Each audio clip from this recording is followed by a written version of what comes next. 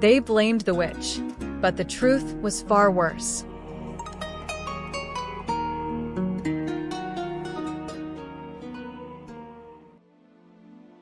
The villagers said the forest breathed. On nights when the air lay heavy and unmoving, when even the leaves seemed to forget how to tremble and the wind abandoned its endless wandering, a strange stillness crept in from the tree line. It was not silence, not truly. It was something deeper, a hush that pressed against the ears, that settled into the bones. The kind of quiet that made a person feel watched, though there was nothing to see. As though the forest itself had drawn a slow, deliberate breath and was holding it. People learned over time to respect that feeling. Children were warned early, their lessons repeated in stern voices and tightened grips. Do not wander near the woods. Not at dusk, not alone, not even in play. Hunters, men who feared little else, went in pairs and returned before the light began to thin. And no one walked beneath those dense shadowed branches after dark. Not for pride, not for coin, not for anything. So when the two boys vanished, the conclusion came easily. They've been taken. The words fell into the silence, like a stone into deep water. Yes, taken by her. The response came just as quickly, and that was that. Old Marta lived where the forest grew wrong. The trees there twisted upon themselves, their trunks bent like arthritic fingers clawing at the sky. Moss swallowed the ground whole, soft and damp, muffling footsteps until even the living seemed like ghosts passing through. Her hut stood crooked among them, leaning as though exhausted by the years. Its roof was a patchwork of bark, old cloth, and whatever else she could find. In wet weather, it sagged under the weight of rain. In dry seasons, it seemed one spark away from collapse. Smoke curled from her chimney, at odd, unsettling hours, thin, gray threads against the sky when no one else's hearth was lit. Strange herbs hung in bundles from the eaves, drying into brittle silhouettes that whispered faintly whenever a breeze dared pass through. Some said they smelled sweet, others claimed they stank of rot. No one agreed. No one ever got close enough to be sure. Marta spoke to no one. She came to market rarely, and when she did, conversation faltered in her wake. People shifted aside without thinking, their bodies moving before their minds could explain why. Eyes followed her, but never too directly. Coins were exchanged quickly, hands withdrawn even faster, as though contact might linger. A witch, they whispered when she passed. A forest crone, something not entirely human. They reached Marta's hut before dawn, when the sky was still a dull, colorless gray, and the forest felt at its most watchful. They did not knock. The door splintered inward under the first blow. They dragged her out into the cold morning light, her thin wrists bound so tightly the rope bit into her skin.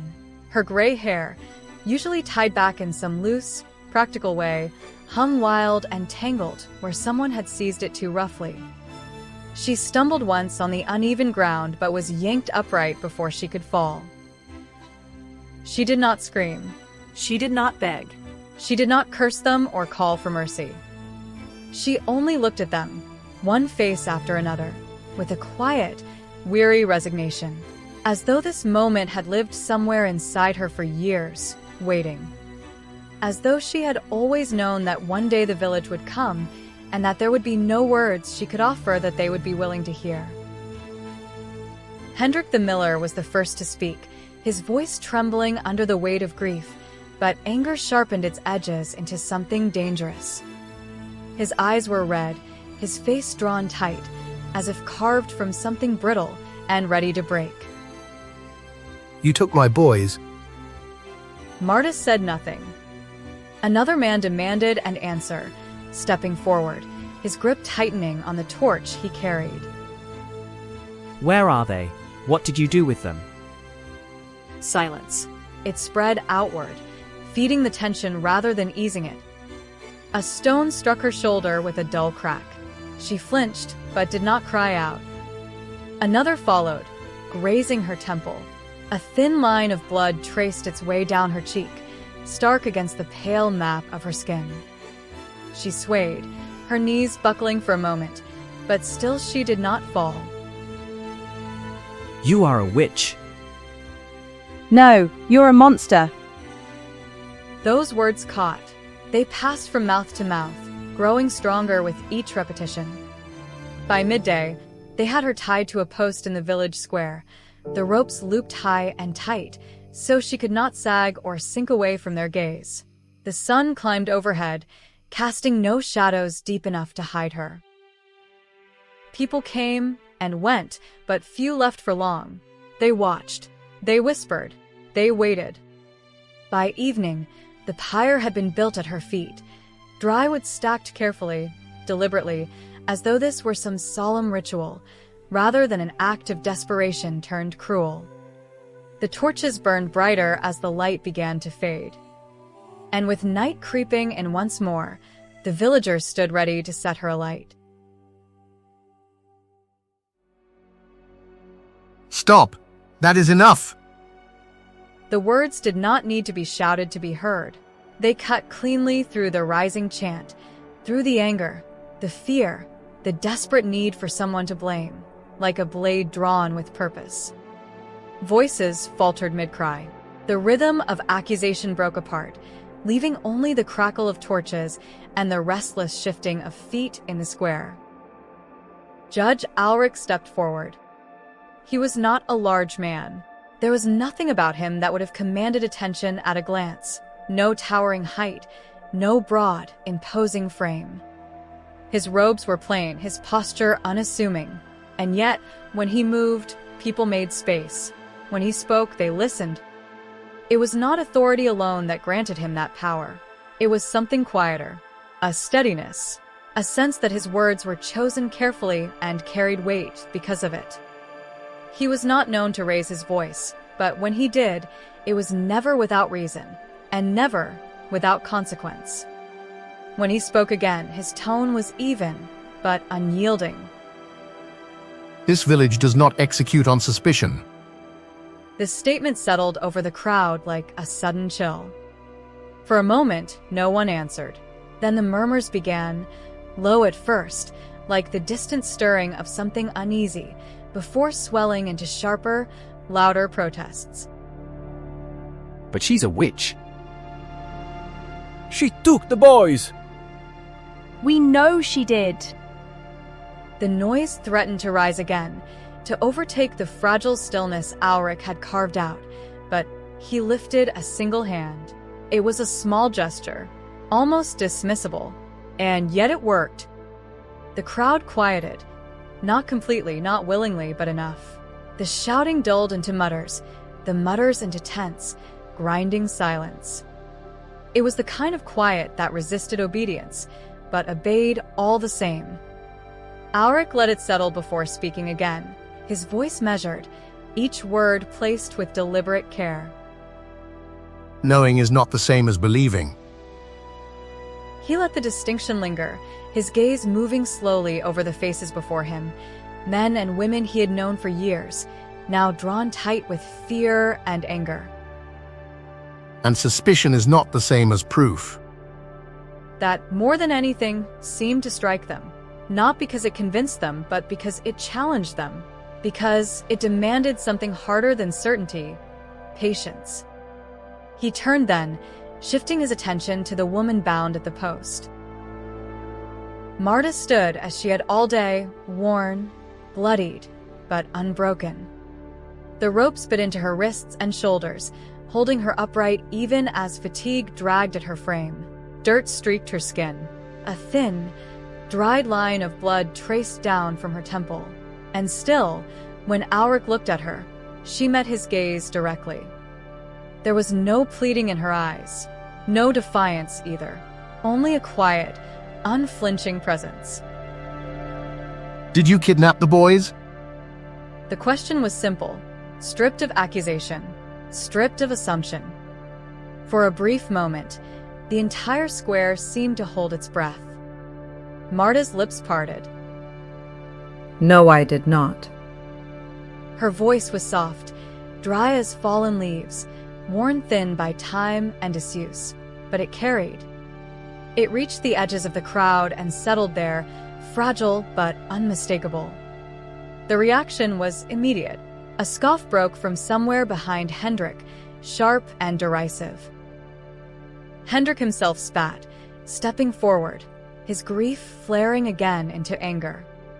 His hands clenched at his sides, as though it took effort not to seize the nearest torch and end the matter himself. How convenient. A single word, and we're meant to forget our sons are gone. Auric did not flinch at the bitterness in his voice. Instead, he gave a slow, thoughtful nod. No, perhaps not.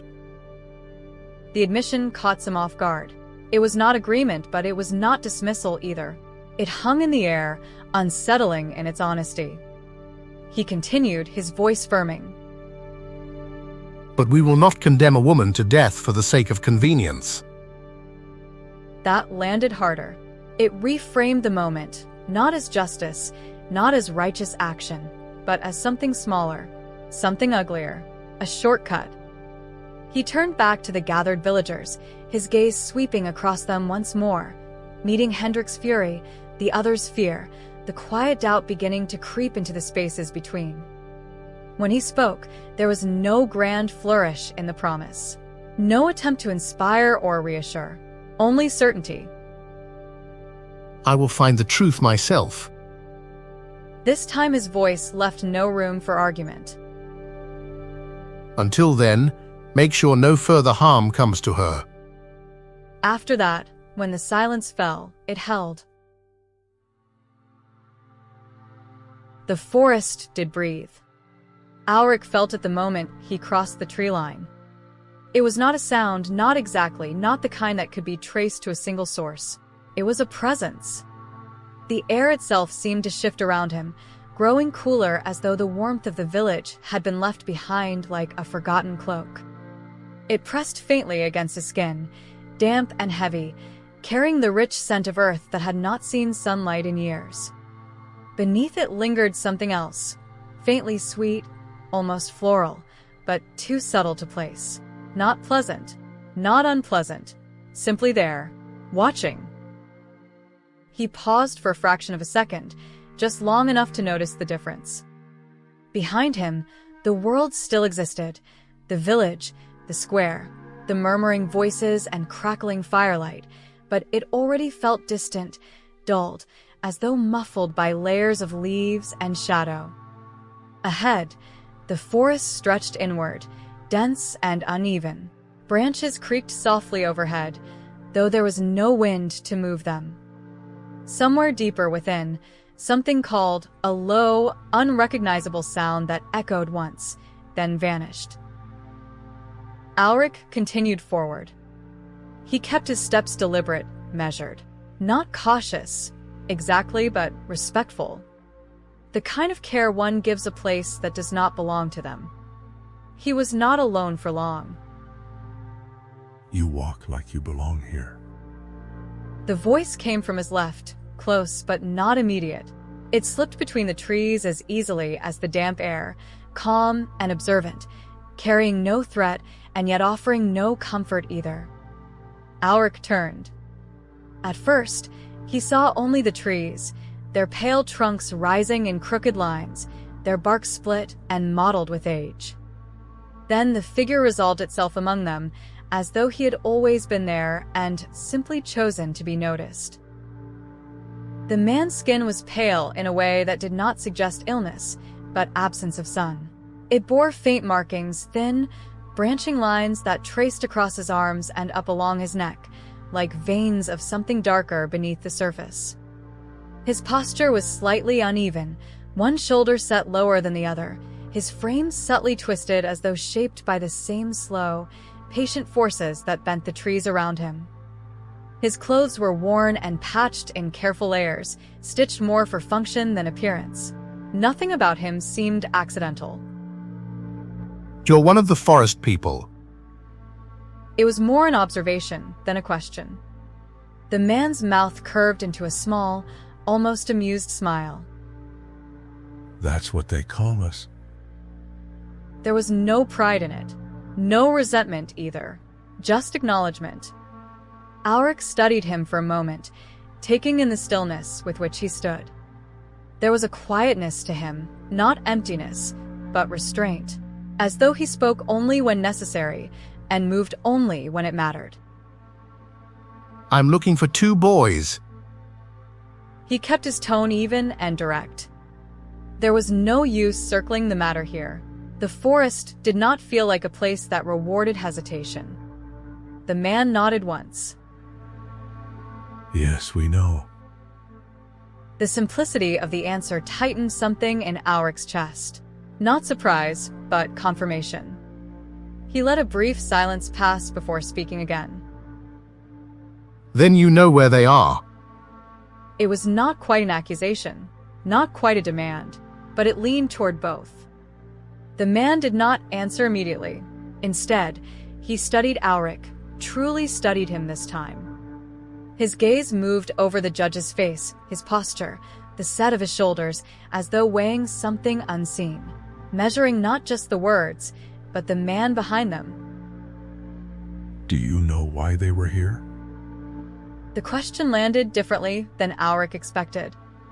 It shifted the ground beneath the conversation, not toward where, but why, not toward outcome, but cause. I was told they wandered in. Even as he spoke the words, they felt thinner than they had in the village, less certain, like a story repeated often enough to sound true, but never examined too closely. The man's faint smile faded, not abruptly, not dramatically. It simply disappeared. Then what you were told was a lie. And this time, there was something in his voice. Not anger, not accusation, but a quiet certainty that made the words heavier than any denial could have been.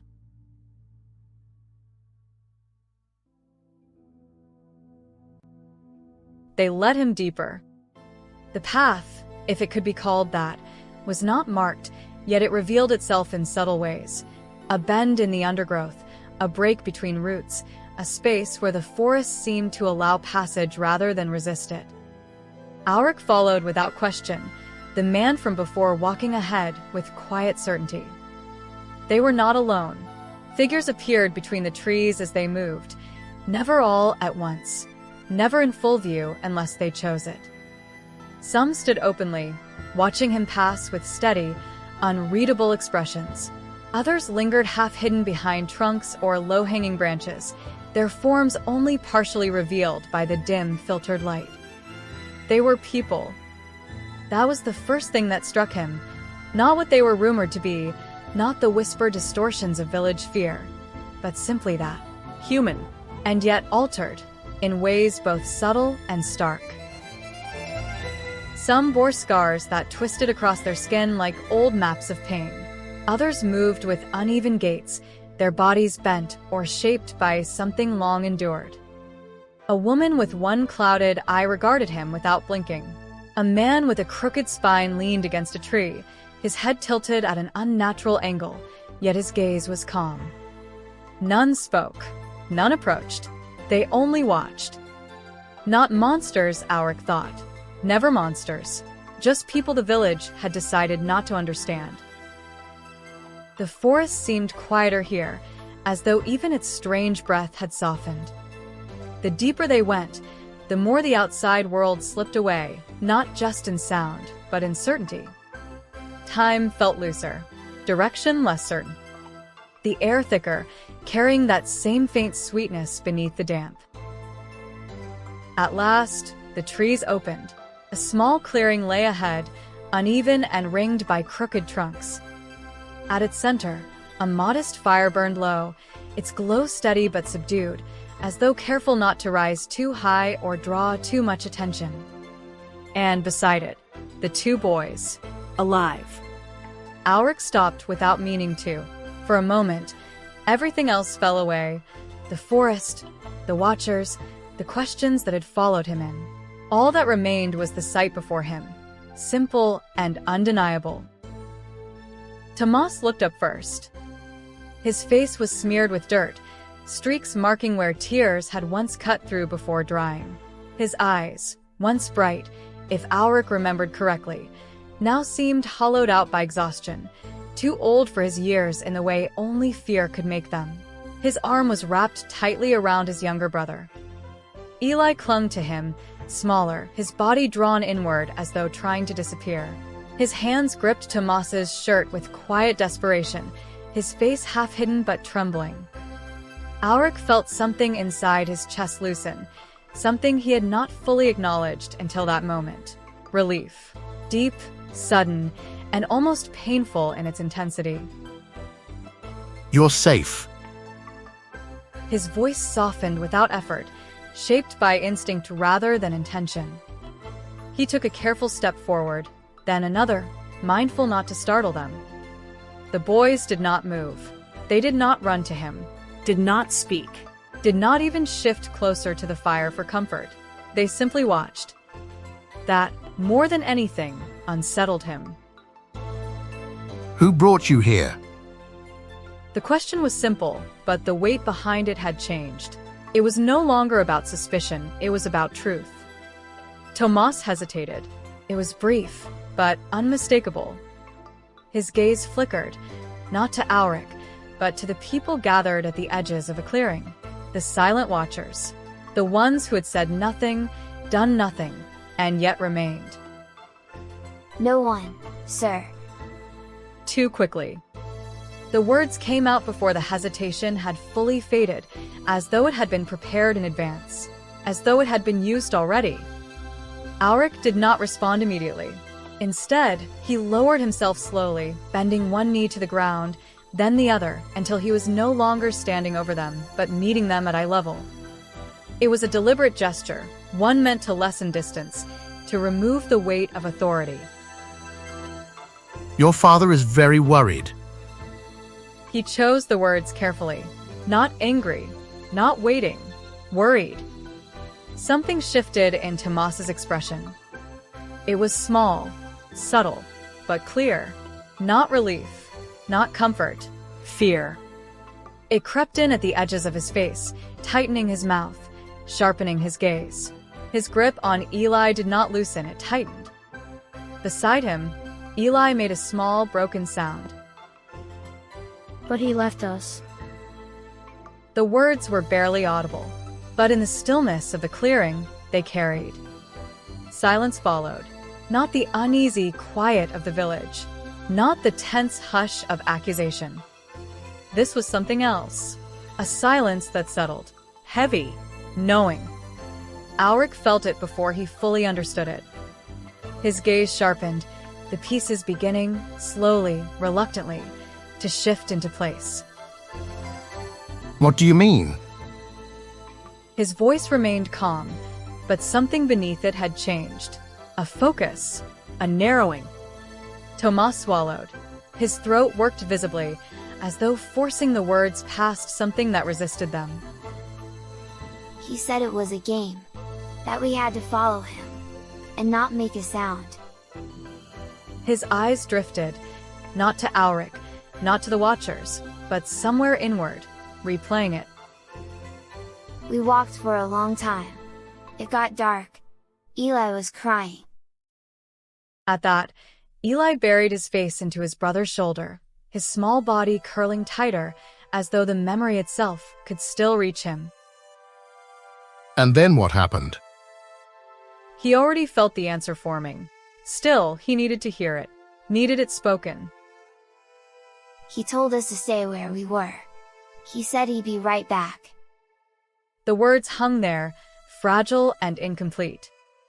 Auric felt a cold weight settle in his stomach.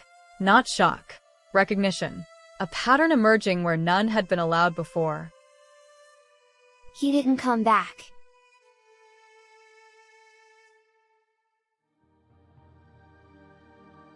Marta had not taken them. She had found them.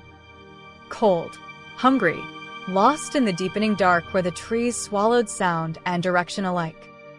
Two small figures huddled together, trying to be brave in a place that did not care whether they were or not. She had brought them food, simple things, whatever she had. Water, warmth, shelter where she could. She had kept them hidden, yes, but hidden from what, and from whom, was no longer the question the village had been asking. She had kept them alive. Why didn't you return them?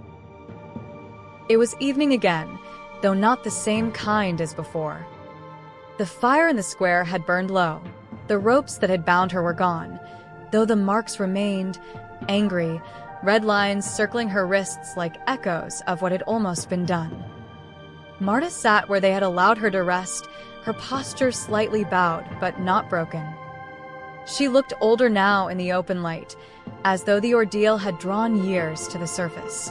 And yet her eyes were the same, steady, distant, and tired in a way that suggested not weakness, but long familiarity with disappointment. She met his gaze.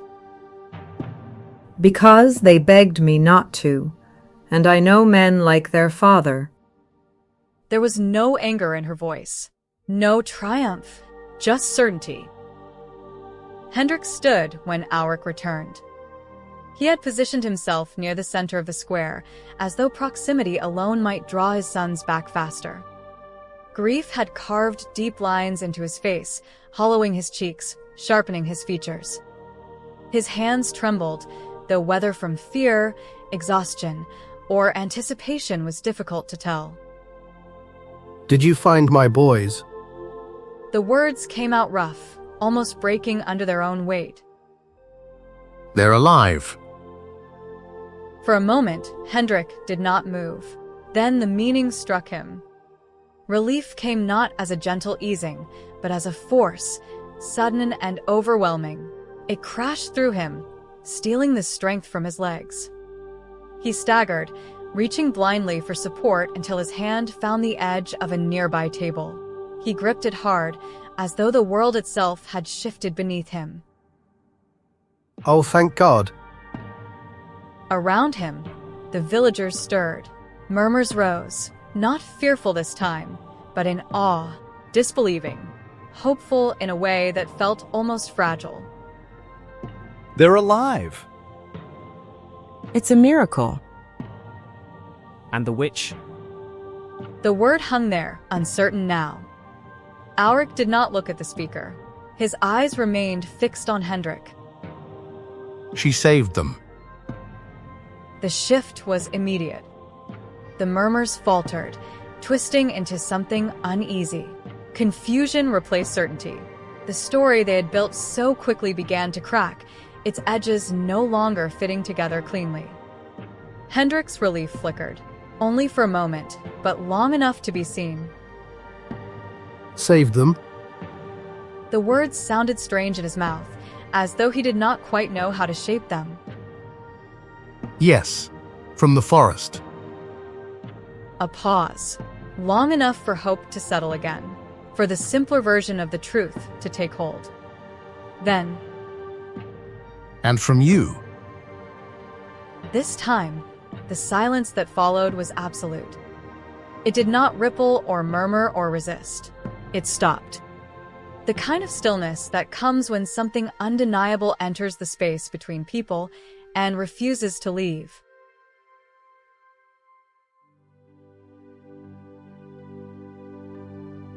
The truth does not always arrive loudly. It does not always announce itself with certainty or force.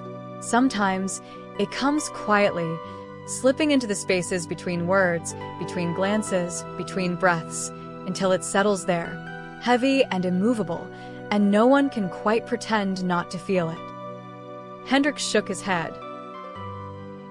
No, that's not what... He stopped, the denial faltering even as it formed. He tried again, louder now, grasping for something solid. They're confused. They're children. They don't understand. His voice rose, sharpening into anger when reason failed him. I went back for them. I told them to stay. I went back. He insisted, but the words rang hollow in the open air. There was no one left eager to believe them. The boys told their story again, and again it did not change. Not in detail, not in tone, not in the quiet, unshakable fear that lingered beneath every word. And the forest, silent, watchful as ever, offered no contradiction. Hendrik's anger burned itself out as quickly as it had flared. What remained was something smaller, something weaker. He wept. Not with the sharp grief of loss, but with the unraveling of something held too tightly for too long. Whether it was guilt, or fear of being seen, or the collapse of the image he had built of himself, no one could say for certain. Perhaps all of it. Marta was released. No ceremony marked it. No apologies were spoken aloud. No one stepped forward to undo what had nearly been done in any meaningful way. But the ropes were gone. The fire was left unlit. And when she walked away from the square, no one tried to stop her. No one called her a witch again. The villagers still avoided the forest. They still warned their children, still told stories in low voices about what lived beyond the trees, about the hush that settled there, about the feeling of being watched. But the stories began to change. Not all at once. Not completely. Just enough. A detail softened here. A certainty questioned there. A pause, sometimes before the word monster was spoken. Because it was harder now, harder than before, to pretend that all darkness lived in the same place. Not all monsters, it seemed, lived in the dark. Some paraded in plain sight.